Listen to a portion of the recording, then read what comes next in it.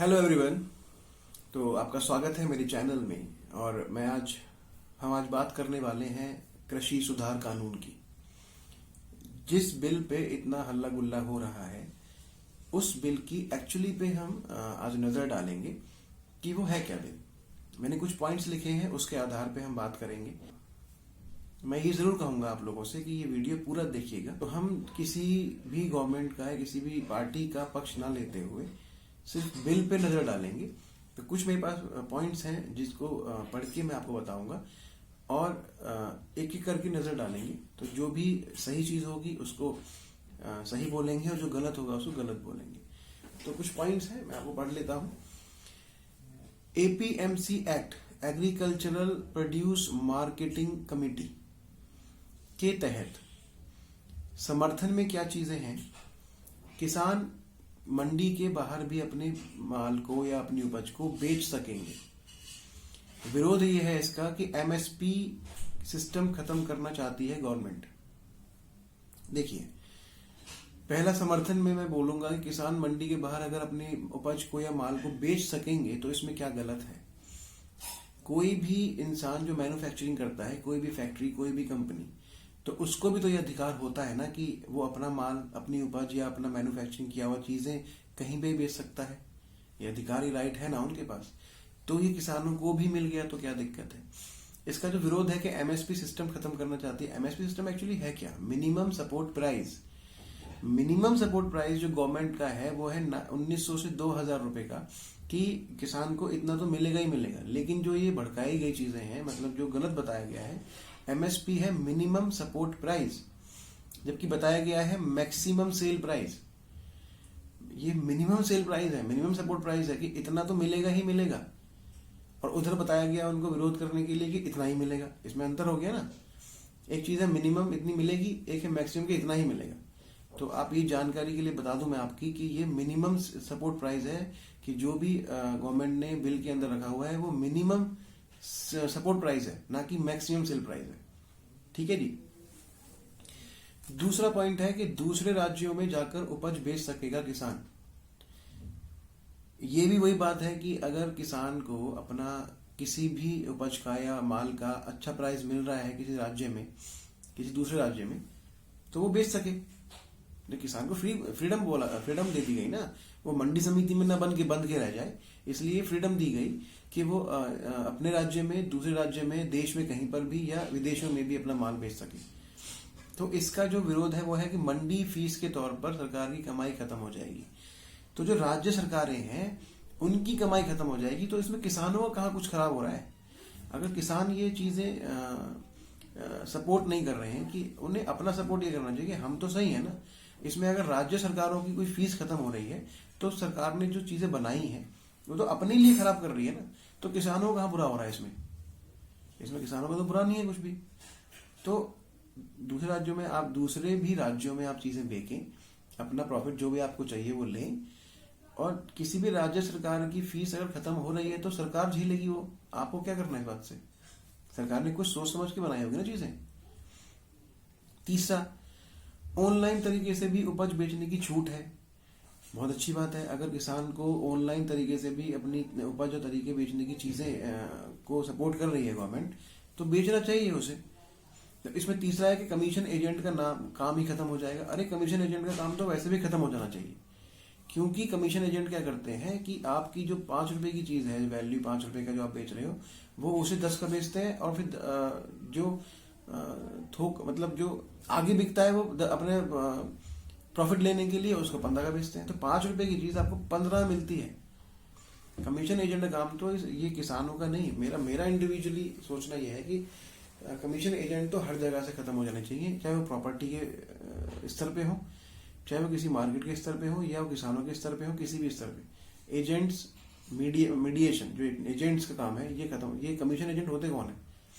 मतलब माल किसी और का ले कोई और रहा है, और ये बीच में क्या है? Commission agent. मतलब कमीशन लेने के लिए सिर्फ जबरदस्ती। तो आप आपस में अपने रिलेशन को बाउंड कर रहे हैं उन कमीशन एजेंट के चक्कर में। तो कमीशन एजेंट को हटाएं, आपका फायदा है इसमें। अब चौथा, किसान सीधे किसी कंपनी से कॉन्ट्रैक्ट कर सकेंगे, तो इसका जो विरोध है वो है बड़ी कंपनियां किसानों का शोषण करेंगी। ये बिल्कुल सही पॉइंट है। ये विरोध का मामला है कि अगर किसान सीधे कंपनी से कॉन्ट्रैक्ट करेंगे तो कंपनीज के जो अच्छे बड़े बड़े मैनेजर्स या एमडीज या उनके एडवोकेट्स होते हैं वो किसान को बहका सकते हैं, उनका शोषण कर सकते हैं, और जो उनका माल है उसको कहीं ना कहीं किसी और तरह से दिखा के, उनको अच्छा सपने दिखा के कुछ और कर देंगे। तो ये शोषण तो वो कर सकते हैं। बिल्कुल सरकार को इस पे ध्यान देना चाहिए कि कंपनीज जो कॉन्ट्रैक्ट करेगी किसान से, या किसान जो कॉन्ट्रैक्ट करेगा कंपनी से, उसमें किसान का कोई शोषण ना हो, इसका भी समझदारी से कोई ना कोई हल निकालना चाहिए। फिर 5th पॉइंट है, किसानों को नई टेक्नोलॉजी कंपनी देगी। इसका विरोध है, कानूनी विवादों की आशंका बनी रहेगी, बिल्कुल बनी रहेगी। कोई भी कंपनी किसान को नई टेक्नोलॉजी नहीं देगी, क्योंकि हिंदुस्तान में हमेशा से ऐसा होता ही आया है कि जिसको कोई भी प्रॉफिट मिल रहा है वो अपने प्रॉफिट को नहीं खत्म करता है। ये सिर्फ सोचने वाली बात है कि अगर हम कंपनी को कॉन्ट्रैक्ट करेंगे किसान, तो कंपनी उसे नई कुछ कॉन्ट्रैक्ट नई टेक्नोलॉजी बताएगी। ऐसा नहीं होगा, हिंदुस्तान में तो शायद नहीं होगा। हो सकता है कहीं किसी की अच्छी किस्मत हो, 20% किसानों की तो हो जाए, 80% किसानों पे ये कानूनी विवाद ही चलेगा, आशंका तो बनी रहेगी। क्योंकि टेक्नोलॉजी अगर वो किसानों को सिखा देगी तो कंपनी किस बात की, तो कंपनी क्या करेगी। तो ये भी सरकार को समझदारी से हल करना चाहिए कि ये कानूनी विवादों की आशंका बनी रहेगी, बिल्कुल बनी रहेगी, इसमें बिल्कुल कोई दुराई नहीं है। अब अनाज, दालें, प्याज, आलू कानून से बाहर होंगे। जो अब इसका जो विरोध है वो है कि प्याज और आलू की जमाखोरी का संकट बढ़ेगा, बिल्कुल बढ़ेगा। कोई भी व्यक्ति जब एमएसपी से बाहर होगा या इस कानून से बाहर होगा तो वो उसको इकट्ठा करेगा चीजों को, ठीक है। फिर वो कमी हो जाएगी उस चीज की, और फिर कमी हो जाएगी तो सबसे पहले इकट्ठा करेगा, टाइम के साथ वो रखेगा उसको बहुत टाइम तक। तो पहली बात तो वो सड़ेगा, है ना, आलू प्याज सड़ेगा, और जब सड़ेगा तो फिर वो महंगा बिकेगा। अभी देख लो आप, आज से थोड़े दिन पहले ही आलू 10-20 रुपए किलो या 20 रुपए का 1.5 किलो होता था, आज 50 रुपए किलो है आलू। तो आलू और प्याज के रेट तो महंगे होंगे ही। तो गवर्नमेंट से या सरकार से ये विनती है कि आप इसका भी ध्यान रखें, क्योंकि कोई गरीब आदमी आलू प्याज खा के अपना काम चलाता है, और प्याज 80 रुपए किलो और आलू 50 रुपए किलो लेगा तो क्या करेगा। तो इसलिए प्लीज इसका ध्यान रखे गवर्नमेंट। वही है पॉइंट दूसरा। फिर नेक्स्ट पॉइंट है कि किसान और व्यापारी भंडारण कर सकेंगे, ठीक है जी। और बड़ी कंपनियां माल स्टॉक करके मुनाफाखोरी करेंगी, वही बिल्कुल पहला पॉइंट की तरह, चाहे वो कंपनी हो या कोई इंसान हो जो एजेंसी लेके बैठा हो, या फिर कोई कंपनी हो, वो भी ऐसे करेंगे, भंडारण करेंगे, मुनाफाखोरी करेंगे। तो सस्ता माल फिर सड़ाएंगे और फिर महंगा बेचेंगे, ठीक है। तो मुनाफाखोरी और भंडारण जो करने की बात है वो जमाखोरी बढ़ेगी इससे, ये बिल्कुल सही बात है। तो जितना विरोध प्रदर्शन कर रहे हैं, जितना भी विरोध प्रदर्शन हो रहा है, ये बिल्कुल सही बात है कि वो राजनीतिक पार्टियां करा रही हैं, लेकिन विरोध करना अच्छी बात है। लेकिन मेरा पर्सनली आप सबसे रिक्वेस्ट है कि आप विरोध करें, लेकिन एक दायरे में रह के शांति से करें। कुछ आपकी बात है उसको रखें, ये तोड़ फोड़ से या सरकारी चीजों को नुकसान पहुंचा के ये विरोध सही नहीं है। आप विरोध करें, एक जगह बैठ के करें, थोड़ा हल्ला गुल्ला करना है, स्पीचेस दें आपस में, कोई दिक्कत नहीं है, लेकिन नियम के अनुसार करें चीजें। चलो अब ये बातें हो गई हैं, अब हम आगे बढ़ते हैं। एक चीज के लिए मैं आपको कुछ पॉइंट्स बता देता हूँ। इस हमारे देश में, भारत में, कृषि से संबंधित हर उम्र के करीब 50% लोग हैं। उन 50% लोगों के जो जीडीपी में कृषि का जो योगदान है वो सिर्फ 17 से 18% है। आप सोचें कि पूरे भारत में 50% लोग जो कृषि से जुड़े हुए हैं, उनका जीडीपी में योगदान सिर्फ 17 से 18% है। सिर्फ इसीलिए तो अभी तक जो हो रहा था सिर्फ उसीलिए, क्योंकि जो सामान 5 से 10 रुपए का है वो आपको मिलता ही 50 रुपए का है। तो जो 50 रुपए का जो माल बिका वो तो 15-20 रुपए का ले लिया कंपनी ने, ठीक है। अब जो 30 रुपए का मुनाफा है, जो टैक्स 30 रुपए का मिलेगा, वो 15 थोड़ा मिलेगा। समझ रहे बात को?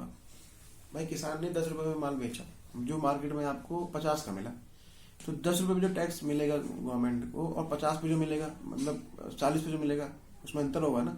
तो इसलिए वो जो टैक्स का जो जीडीपी का जो योगदान है हिंदुस्तान को, वो कम है। लेकिन अगर ये सीधा हो जाएगा तो शायद ज्यादा होगा। तो और थर्ड पॉइंट है, किसान की औसत कमाई 6400 रुपये पर मंथ है। ये सर्वे के अकॉर्डिंग बता रहा हूं मैं, मेरा कोई अपना हाथ नहीं है इसमें बताने में, ये सब सर्वे है, ठीक है। तो 2016 के सर्वे के अकॉर्डिंग 6400 रुपये पर मंथ किसान को की कमाई है। तो 6400 रुपये करीब कमाई से मतलब है कि करीब करीब 12 महीने 1 साल के 75,000 रुपीज आई थिंक, है ना, कुछ अप्रोक्स आगे पीछे। तो 75,000 रुपए की कमाई है साल की किसान की 2016 के सर्वे के अनुसार। लेकिन जो भी किसान या जो भी कृषि से संबंधित 50% किसान है हिंदुस्तान में, उनके जो कर्ज है औसतन वो है 1,25,000 रुपए। तो 1,25,000 रुपए का जो कर्ज है साल का और कमाई है 75,000 रुपए, तो 50,000 रुपए का जो कर्ज साल का बढ़ता है उनका हमेशा, उसके चक्कर में इस कर्ज के भार में 2019 का सर्वे है कि 8,000 किसानों ने आत्महत्या की है 2019 में, ठीक है। अब ये विरोध नहीं है किसी चीज का, किसी पार्टी का विरोध नहीं कर रहा हूं मैं या किसी को अच्छा नहीं बता रहा, लेकिन जो एक्चुअली है वो है। अनाज के बाजार का मूल्य है 12 से 25% मिलता है किसान को, बाकी का 20 से 80% ले जाते हैं कंपनीज, ठीक है। तो ये सब अभी तक का जो मैंने बताया, ये सारी आंकड़े, ये सब सर्वे के अकॉर्डिंग बताए मैंने। और चलो अब हिस्ट्री बता देता हूं मैं आपको कि अंग्रेजों ने जब भारत में आए थे ईस्ट इंडिया कंपनी लेके, तो सबसे पहले इन्होंने एक मार्केटिंग बोर्ड शुरू किया। और मार्केटिंग बोर्ड में किसानों को दबा दिया गया कि जो भी हम प्राइस रखेंगे आपको उसी में बेचना पड़ेगा। तो ये जो चाल थी मार्केटिंग बोर्ड की अंग्रेजों की, ये थी कि जो किसान हैं देश के वो हमेशा गरीब रहे, जिससे उनको हमारी जरूरत रहे, क्योंकि जरूरत नहीं रहेगी तो फिर तो हम कुछ रहेंगे नहीं। बिल्कुल यही हाल आजादी के बाद भी रहा। नेताओं ने बस इतना किया कि मार्केटिंग बोर्ड का नाम बदल के मंडी समिति रख दिया, नहीं तो बाकी सब वही था। यही है ना, 70 साल से यही तो होता आ रहा है। किसान हमेशा मंदी की मार में मरता है या वो झेलता है, और बाकी सिर्फ पार्टीज किसान किसान किसान हल्ला मचाती हैं और कुछ नहीं करती हैं। आज तक 70 साल से कांग्रेस ने कुछ नहीं किया, सिर्फ किसानों के नाम का वोट लिया, ठीक है। तो एक मोनोपोली है ये किसानों को की उपज सिर्फ मंडी समिति में बिके, ये एक मोनोपोली थी उस टाइम के गवर्नमेंट की। तो 70 साल से जो चल रहा है वो सब जानते हैं, आज भी ये समिति है। अब ये अंग्रेजों के टाइम से थी और आज भी है, लेकिन अब ये नहीं चलना चाहिए। कुछ चीजें अपडेट होनी चाहिए, जैसे लॉ अपडेट होता है तो ये भी अपडेट होगा ना, ये भी तो लॉ है ना। तो इसलिए, लेकिन हाँ ये बात भी सही है कि किसानों को पूरी तरह से बाजार के भरोसे नहीं छोड़ना चाहिए गवर्नमेंट को, नहीं तो प्राइवेट कंपनियां उनका शोषण करेंगी 100% करेंगी। तो और कोर्ट के चक्कर भी काटेंगे फिर किसान, क्योंकि उनको वो चीजें नहीं मिलेंगी जो बताई गई, तो कोर्ट जाएंगे बेचारे। कोर्ट जाएंगे तो उनके वकीलों को पैसे देने पड़ेंगे। तो एक तो वैसे ही 50,000 रुपए का एक्स्ट्रा खर्चा है, कर्जा है उनके पास, अब एक एक्स्ट्रा खर्चा कहीं वकीलों का ना जुड़ जाए उनके खाते में। तो इसका प्लीज गवर्नमेंट ध्यान रखे कि ऐसा कुछ ना हो कि कंपनीज उनका फायदा उठाएं या शोषण करें और फिर कोर्ट के चक्कर काटने पड़े। तो इसलिए गवर्नमेंट, हम आशा करते हैं कि जो प्रेजेंट गवर्नमेंट है वो किसानों का पूरा ध्यान रखेंगी। किसानों का पूरा बिल आपको मैंने ठीक से समझाया होगा, आपको समझ में भी आया होगा। तो गवर्नमेंट से भी मेरी ये रिक्वेस्ट है और आप लोगों से भी रिक्वेस्ट है जो विरोध कर रहे हैं कि हर चीज को सामंजस्य बिठाएं आपस में। और हम इसी आशा के साथ ये वीडियो खत्म करेंगे कि कहीं ना कहीं किसानों का और सरकार का सामंजस्य बैठेगा और सब कुछ सही होगा। तो इसी के साथ चलते हैं, एक अगले एपिसोड में मिलेंगे। अभी के लिए thank you so much, God bless you.